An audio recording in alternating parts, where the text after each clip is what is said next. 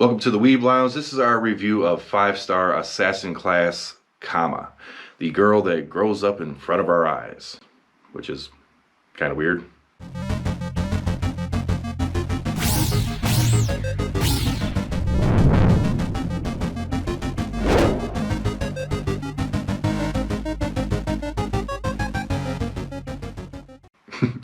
Alright, well, I say that because as you progress her up, as she ascends, she goes from looking basically like a lolly assassin character to a very voluptuous...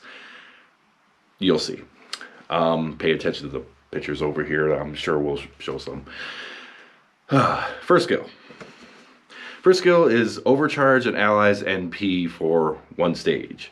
Heal self, but the ally loses 1,000 hit points. So it kind of takes away some hit points from one of your characters, gives it to her, and in return overcharges her NP 1. In most cases, this is kind of a worthless skill. Unless she really needs a heal, it's not really going to be very good. Second one, gut self, attack up for 3 turns.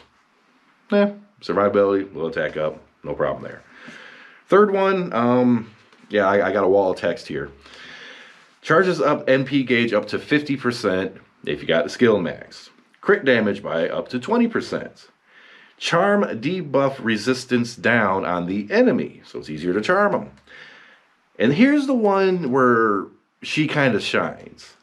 Alter ego advantage. She puts a buff on herself that makes her strong against alter egos. Not much can really go against alter egos except for like other alter egos and such, berserkers. And to have her get the advantage, it switches it, so you know she's also protected against them. That's a really handy skill to use in certain predicaments. So just see her in action. All right, first up, as usual, arts generation. Typical thing that we like to do, arts buster quick to see how much you can generate. Hi.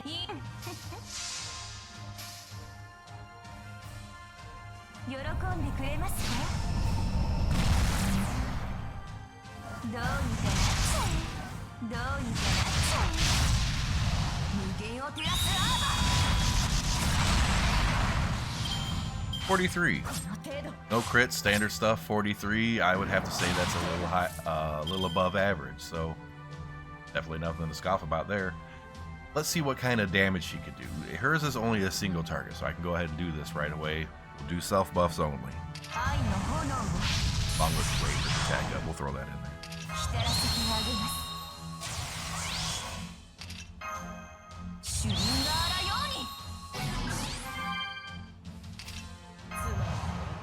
And because it does a little extra damage with her overcharge, it increases her quick performance, activates first, so she does benefit from it.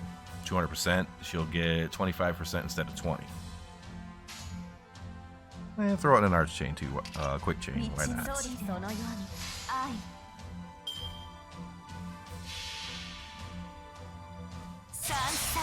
Ours is only NP2.